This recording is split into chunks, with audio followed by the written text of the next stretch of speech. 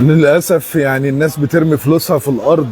اما بتيجي تشحن شحن بلدي بالاسطوانه عند اي حد بره في الشارع، بترمي فلوس كتير قوي في الارض. الناس ما بتراعيش ربنا في الفتره الاخيره.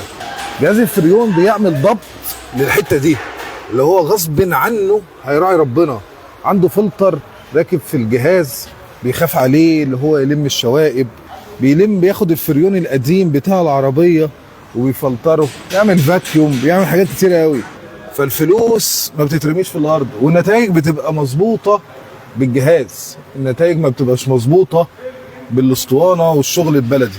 بالنهار يقول لك تجي لي ساعه الظهريه دور العربيه.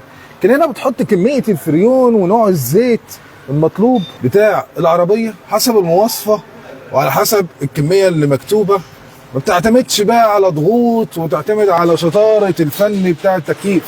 اي حد يقدر في الطبيعي، اي حد دارس شويه في التكييف يقدر يشتغل على الجهاز، فبالتالي بتقلل من العامل البشري او من فنياته.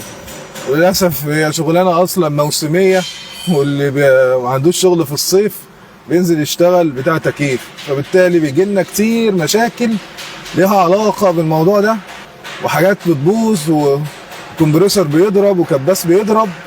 فبلاش يا جماعه تروحوا لحد بيشتغل باسطوانه، خليكم في الناس اللي عندها اجهزه شحن فريون شبه ديت، هتلاقيهم ادق واحسن ونتائجهم افضل بكتير قوي. خصوصا العربيات دلوقتي بقت حساسه للنوع دوت من التعامل البلدي.